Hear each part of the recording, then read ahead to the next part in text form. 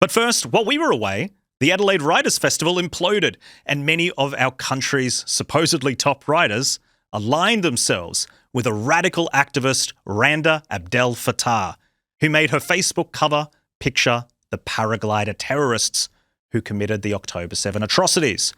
Now, because of this apparent terror glorification, she was uninvited to the festival, but the insane literacy left all of a sudden became free speech warriors.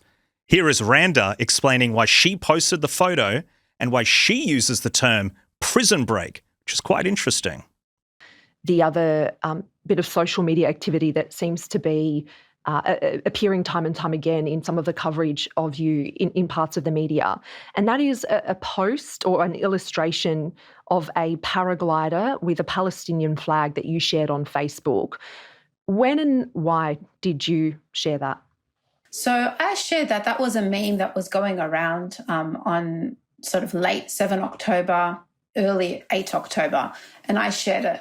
It is really, really disgusting for people to assume and to twist this as a glorification of violence. It was a celebration of a symbol of freedom, representing the freedom of Palestinians breaking out of their blockade. They had been living under land, sea and air blockade since 2007. It was a symbol of a prison break. Well, she goes on to quickly say that she did not want to glorify the terror attack. But does anyone really believe that? What else could it mean?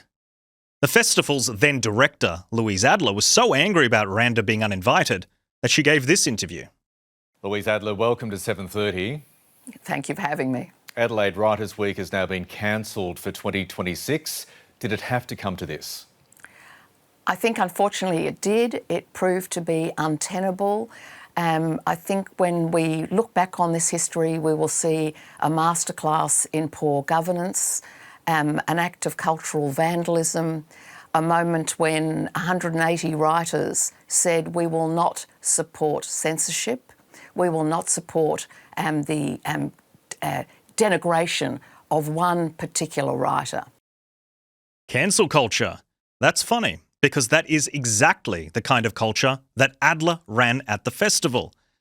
The AFR was quick to break this story. Former Adelaide Writers' Week director Louise Adler has been accused of hypocrisy in defending free speech, amid claims she led a demand that the Adelaide Festival Board retract an invitation to New York Times journalist Thomas Friedman to attend the 2024 festival.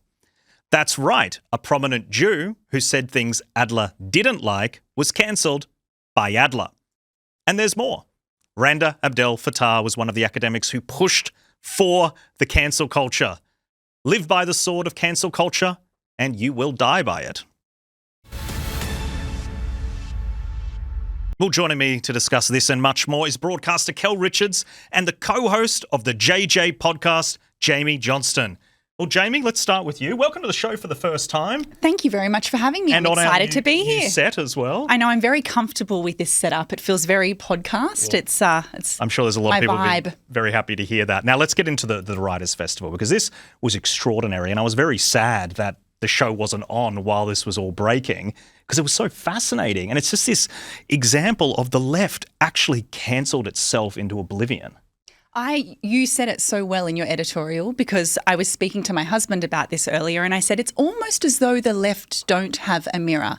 They invented cancel culture, and it's come back to bite them on the bum. Kel, what are your thoughts? There's a journalist, Peter Grester, who was invited and was going to be one of the speakers. Now, Peter Grester was a foreign correspondent for CNN and famously was in prison in Egypt for a long time. But what he said, I think, gave the game away. Let me just read what he said. He said, what this does is it undermines our capacity to hold those difficult conversations. There was no conversation. Everyone was on one side. Everyone was happy with Randa Fattah Abdel. They were happy with her. They were really happy to support Palestine and criticise Israel. They were all anti-Zionists. It wasn't a conversation. It was one-sided. It wasn't about free speech. It was about controlling speech. That's And right. it was about making sure that the people present had the orthodoxy over speech.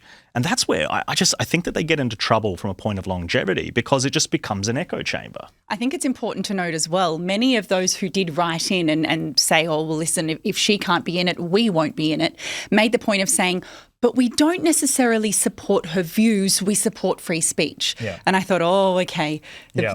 go and play make sure you say They it. Don't support know her what views. free speech is, because free speech exists for individuals, and individuals can say a whole lot of stuff, even things we find offensive. They can be bigots as long as they're not inciting violence.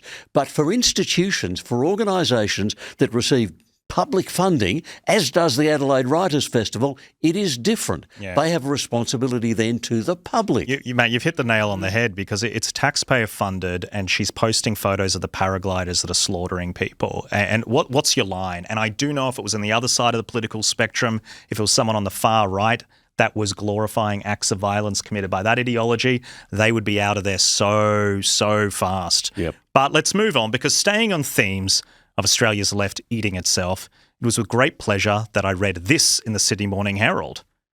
Wilcox's cartoon was divisive, and we apologise for the hurt it caused. That's right, even the painfully progressive toilet paper, that is the Sydney Morning Herald, thought that this cartoon by activist Kathy Wilcox was too much. Now, you can see here that some of the prominent Australians who called for a royal commission after 15 people were gunned down in an alleged Islamic terror attack, well, they supposedly didn't want action on their own volition. Instead, according to Wilcox, they were simply dancing to the beat of Bibi's drum. It's the old trope of Jews controlling society and how we think. I mean, how could we possibly form the view ourselves independently that radical Islam is a scourge that needs stamping out? To Wilcox, that thought is so foreign, it must be conjured through conspiracy. But the story gets better, for me, not for Wilcox. Because you see, these crazed activist journalists who love their free speech have actually run away from X to post in an echo chamber on Blue Sky. And we love Blue Sky here at Sky News because we can watch them all talk to each other, and it's really funny. Wilcox was chatting with a man named Roscoe, the Grouch, who wasn't happy about the SMH apology. He wrote, "Simpering, sycophantic blather. So much for the once great SMH. Maybe Kathy Wilcox ought to consider joining a paper that has some integrity." Ooh. Well, Miss Wilcox appeared to question the SMH decision to apologise on her behalf by responding with, "Do you know of any?" Seemingly bagging her own paper and making it pretty clear they apologised on her behalf. So we reached out to Wilcox. We asked her if she had beef with the SMH editors. Now, I am a big believer in the right of reply, so here it is in full. Why in God's name do you think that I would answer the questions of Murdoch's petty little propaganda operation? That's us. To give them more fuel for their campaign of hatred, she said. The irony of me having to answer the charges of hatred when your grubby outfit gives not one expletive or fecal matter about what you do to people you target. Remind the boss about how much they cared about free speech when one of theirs was in the spotlight. Political correctness gone mad, eh? You and your hit squad goons can F right off. Now, Wilcox clearly in a very good place with a very stable outlook on life. Now, Jamie, I love when people get worked up when we send them questions. I just think it makes the story so much better. But I got to tell you, if one of my reporters had responded that way, I would be mortified because it's completely unprofessional. And she's still on the payroll of the Sydney Morning Herald. She represents them. She's out there bagging the editors for... She clearly, in my opinion, did not want them to apologise for that photo. And she's out there on Blue Sky bagging everyone still has a job. It's pretty funny. It's hilarious. And I see that and all I think is, what a divine individual. I mean, yes, because this is the thing, right? She's very engaging and likeable, how isn't she? charming. Yes. Because this is the thing with the left. They see themselves as superior to us on the right because we're the racists and the bigots and the misogynists and all the rest of it. And I see their response to things and I'm just like, oh, I see it on our own social media too when we get bagged for saying things that don't suit their narrative. And my first response is always, what a kind, darling, divine individual you sound like, you appear to be. And that's the vibe I get from her non-apology. And Kel, Can I be generous and assume that Kathy Wilcox does not understand how offensive and horrid and vile the idea behind her cartoon was? Because what she was saying is there is a secret, hidden Jewish operation to control things we can't see, behind the scenes, to run things. Now, that idea, that concept, that actually comes from, she may not know this, so let's be generous, but it comes from a thing called the Protocols of the Elders of Zion, published in Russia in 1903. It's a notorious forgery. It claims to report the views of Jewish leaders for secret plans to take over the world through secret, hidden manipulation. Now, she's claiming that kind of secret, hidden manipulation, the most vile sort of anti-Semitism, actually exists and was running here in Australia.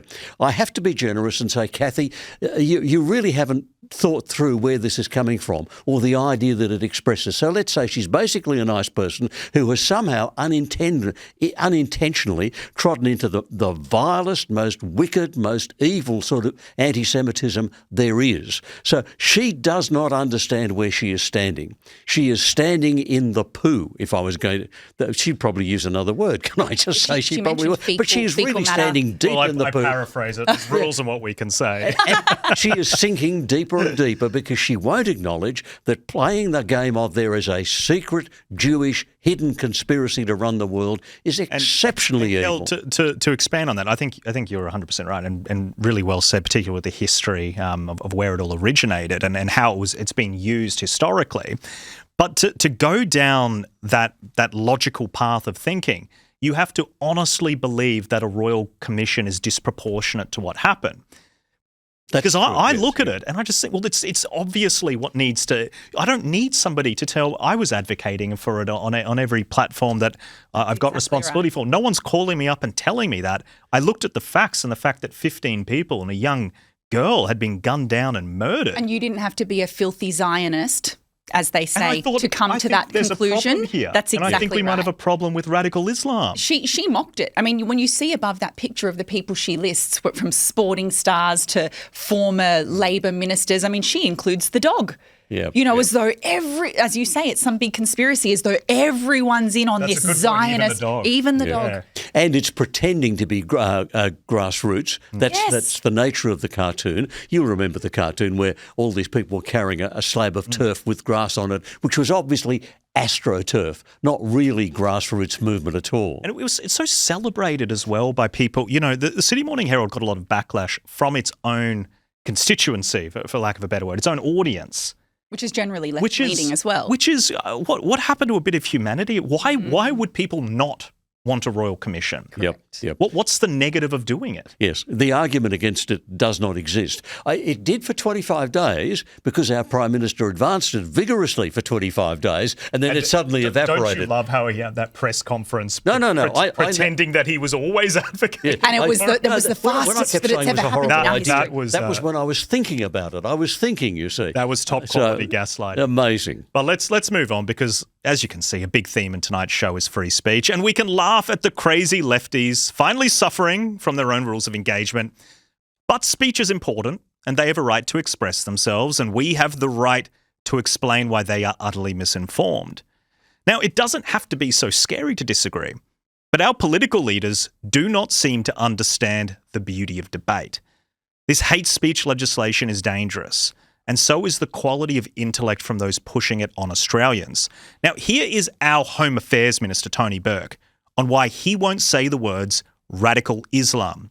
Now, keep in mind, the Home Affairs Minister, it is the portfolio which deals with ASIO and the Signals Directorate, our spies and our intelligence operatives. The opposition have consistently tried to keep the focus on this phrase, the language of radical Islam, and they say the Prime Minister, has been reluctant to use that language. Is that language used? The reason that I have always avoided that particular term is the terrorist organisations desperately want to use that term. But isn't it accurate that it is a radical form of Islam? Here's the thing. The terrorists want the label because they think it gives them legitimacy. That's in their world.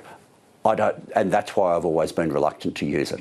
Certainly, from their perspective, they believe they are promoting radical Islam. That's what they believe they are doing. That's where they are at. This is the man responsible for keeping us safe from radical Islamic terrorists through intelligence gathering, and he doesn't even think they exist. And he doesn't want to offend Muslims in the broader community who don't like being lumped in with the radicals. Now, it was a good interview by the ABC's Patricia Karvelas because she pushed back.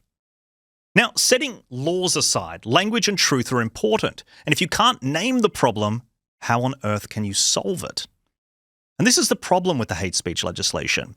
It will make it more difficult for you to call out radical Islamic ideology spreading throughout Sydney. What a legacy to enforce off the back of Islamic terror. And in that same interview, Burke expanded on his views of speech. Do you concede that it would have had also a chilling impact on free speech? It would have had a chilling impact on racist bigotry. And broader free speech? I don't accept that racist bigotry is within the free speech domain. I just don't. I'll go through my whole life in Australia without ever receiving racist bigotry. But that's not true for a whole lot of Australians. And some, but not all, of the people who've been in the free speech brigade are people who will never have a racist word said against them. He misses the point here. The issue is who defines hate speech and who defines bigotry. Now, David Spears on the ABC made the point that criticising Israel as a country could be a crime. Now, this isn't just using the lazy Zionism attack, which in my opinion is nearly always anti-Semitic, but specifically criticising a country. If they are saying that Israel is engaged in genocide or condemning Israel, saying it shouldn't exist, and Jewish Australians feel harassed or intimidated, they can be banned for that reason. If those criteria are satisfied, then that is the case. Now, that is just bad legislation. What if I want to criticise China, but my criticism would offend or anger Chinese Australians? That is just terrible for speech and communication and debate. And in my opinion, all sides of the political spectrum should be against it because it is all very well until your way of thinking strays from the orthodoxy. As soon as the government of the day disagrees with you, then you are bound by those rules.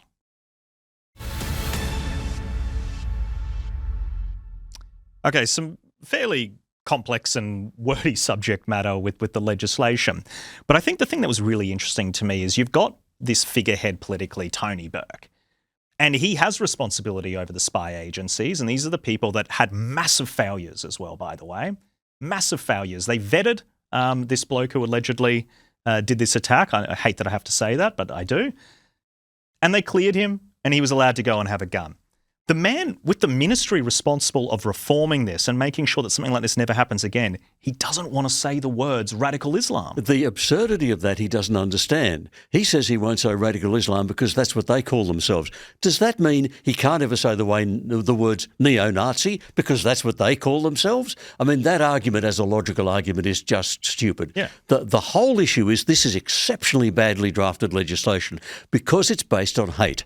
Hate is a really old word, more than 1,000 years old, comes from a Germanic source word, and it has meant from the beginning what it means now: intense, passionate feelings of dislike. In other words, it's about feelings. You cannot legislate for feelings. What you have to do, you have to draft legislation. I know it's harder, Tony. It would take a lot of time, but you have to draft legislation which specifies utterances, specifies expressions, specifies actions, instead of saying, we are legislating against feelings. You feel hatred? I'm sorry, that's against... You can't do that. You're right. It is the subjective interpretation of how a reasonable person would feel. Precisely. Yeah.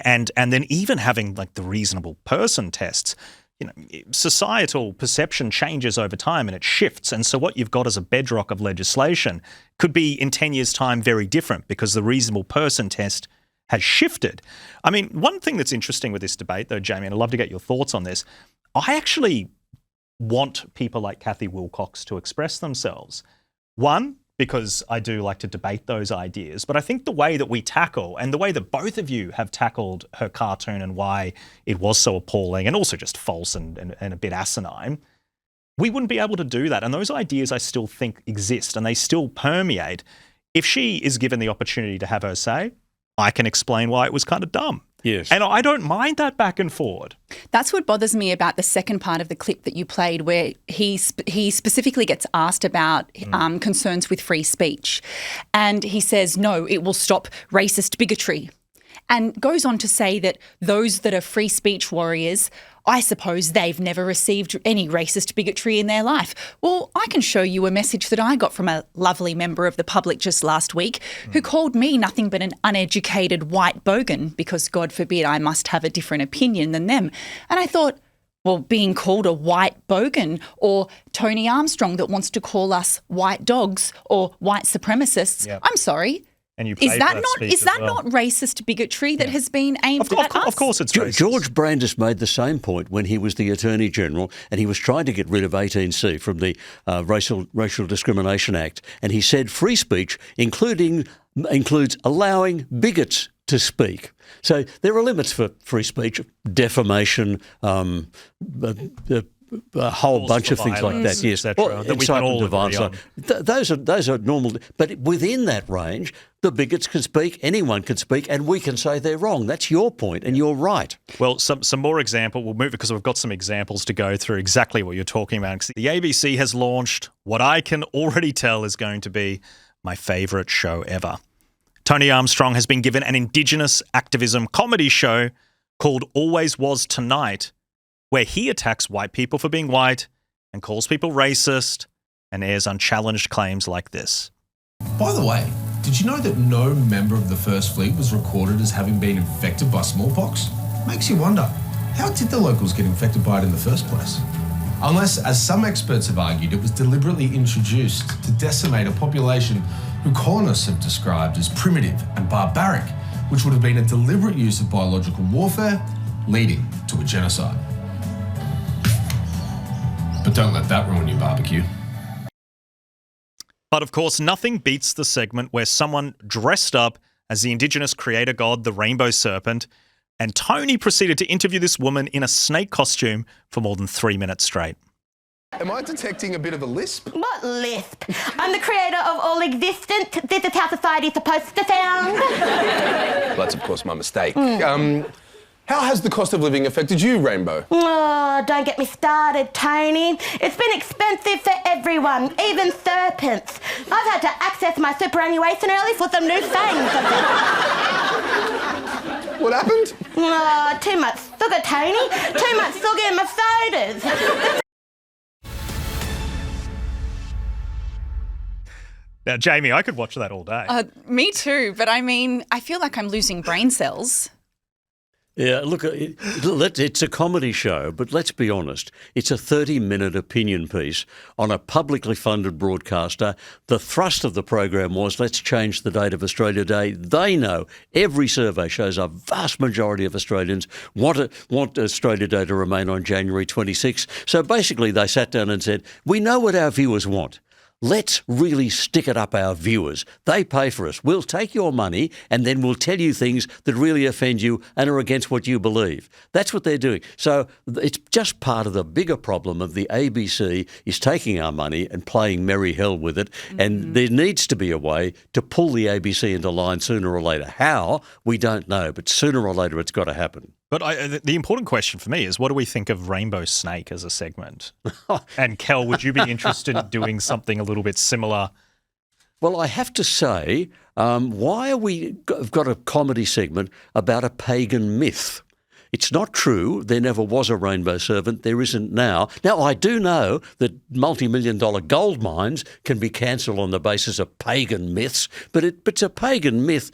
I don't understand why it matters and has to be treated as whatever. Well, also, isn't it? They're kind of making fun of their own deity, which is a strange decision. They don't believe it anymore. See, they don't. It's like smoking ceremonies. No one believes smoking ceremonies, but we do them.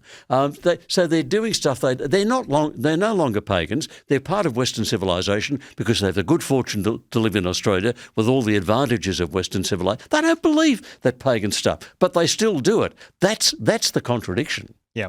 Kel Richards, Jamie Johnston, thank you so much for joining us.